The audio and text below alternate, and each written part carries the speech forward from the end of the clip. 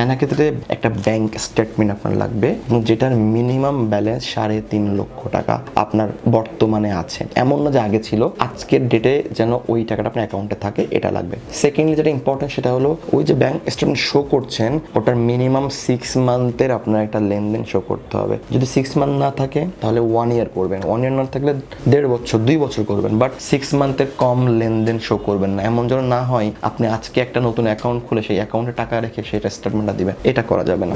চায়নাতে উচ্চশিক্ষায় 2026 সেপ্টেম্বর টেকের অনেকেই অ্যাডমিশন পেয়েছেন এবং এখন আপনার কাজ হলো ভিসা অ্যাপ্লাই করা। সো ভিসা অ্যাপ্লাই করার আগে ব্যাংক স্টেটমেন্ট নিয়ে আসলে আমরা অনেকে কনসার্ন থাকি, কারণ আমরা অনেকে গুলাই ফেলি যে চায়নার পলিসিটা কি ভিসা অ্যাপ্লাইয়ের। অনেক দেশে যেমন হয় ট্যাক্স সার্টিফিকেট লাগে, তারপরে আপনার হচ্ছে নোটারি পাবলিকেশন লাগে, নোটারি সার্টিফিকেট লাগে, আর টিন লাগে, বা বিভিন্ন রকম প্রুফ অফ ফান্ড লাগে, এগুলো লাগে। বাট চায়নার ক্ষেত্রে আসলে কি কি লাগে? চায়নার ক্ষেত্রে ব্যাংকের ক্ষেত্রে যেটা মেইন ম্যান্ডেটরি হলো একটা ব্যাংক স্টেটমেন্ট আপনার লাগবে এবং যেটার মিনিমাম ব্যালেন্স 3.5 লক্ষ টাকা আপনার বর্তমানে আছে, এমন না যে আগে ছিল, আজকের ডেটে যেন ওই টাকাটা আপনার অ্যাকাউন্টে থাকে, এটা লাগবে। সেকেন্ডলি যেটা ইম্পর্টেন্ট সেটা হলো ওই যে ব্যাংক স্টেটমেন্ট শো করছেন ওটার মিনিমাম 6 মান্থের আপনার একটা লেনদেন শো করতে হবে। যদি 6 মান্থ না থাকে তাহলে 1 ইয়ার করবেন, 1 ইয়ার না থাকলে 1.5 বছর 2 বছর করবেন, বাট 6 মান্থের কম লেনদেন শো করবেন না। এমন যেন না হয় আপনি আজকে একটা নতুন অ্যাকাউন্ট খুলে সেই অ্যাকাউন্টে টাকা রেখে সেটা স্টেটমেন্টটা দিবেন, এটা করা যাবে না। এটা হলো সেকেন্ড। থার্ড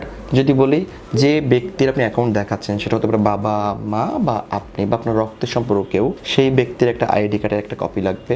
যদি বাবা মায়ের বাইরে যায় তাহলে তার সাথে আপনার রিলেশনশিপ সার্টিফিকেটটা আপনাকে শো করতে হবে।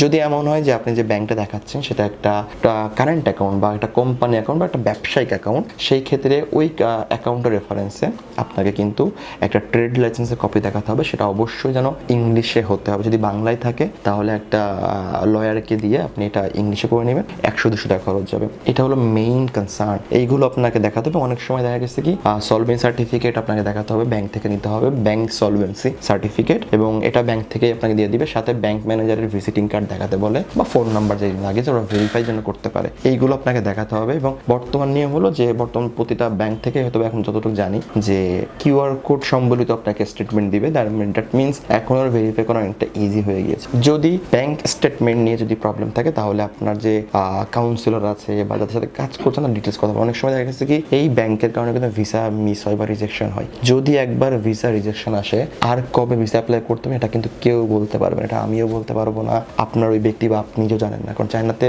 লাস্ট মোমেন্টগুলোতে আমরা দেখেছি যে বিগত কয়েক বছর ধরে একবার ভিসা মিস হওয়া মানে 2 বছরের আগে আমরা ভিসা পাচ্ছি না। বাট এটাও শিওর না 2 বছর পর ভিসা দিবে কি দিবে না, এবং এর উত্তর আমি মনে করি স্বয়ং অ্যাম্বাসিডর জানে না। কারণ আমি প্রশ্ন করেছিলাম বাট তারা বলে we don't have a clear answer of this question. So এই জিনিসগুলো আপনাকে বুঝতে হবে এবং ব্যাংক স্টেটমেন্ট রেডি করার পরে ভিসা অ্যাপ্লাই করবেন। ভিসা অ্যাপ্লাই করার পরে দেন ইউনিভার্সিটি আপনাকে দেন অ্যাম্বাসি আপনাকে ইন্টারভিউ জন্য ডাকবে। সবগুলো ডকুমেন্টস রেডি করে অ্যাম্বাসিতে যাবেন এবং ইন্টারভিউ ফেস করবেন। যে প্রশ্নগুলো করবে সেগুলো খুব সুন্দরভাবে আপনি রেডি করে রাখবেন এবং মোটামুটি যে প্রশ্নগুলো করতে পারে সেটা হলো what's your name, why you want to study in China, which university you are going, what about your subject, এই ব্যাপারগুলো। এবং আমাদের কাছে অলরেডি ইন্টারভিউর যে প্রশ্নগুলো অলরেডি রেডি করা আছে যে 26 সেপ্টেম্বরের জন্য। আপনি চাইলে আমাদেরকে হোয়াটসঅ্যাপ করে নিতে পারেন, এটা ডিপেন্ডস। বাট এই মেইনলি এগুলো যদি আপনি আপডেট রাখেন তাহলে আশা করি কোনো সমস্যা হবে না। খুব ইজিলি চায়নাতে আপনি ভিসা হাতে পাবেন। এবং চায়নার এই অ্যাডমিশন, ভিসা বা যে কোনো প্রশ্ন যদি আপনাদের আরও থাকে বা জানার থাকে চাইলে আপনি আমাদের অফিসে কথা বলতে পারেন, হোয়াটসঅ্যাপে নক করতে পারেন।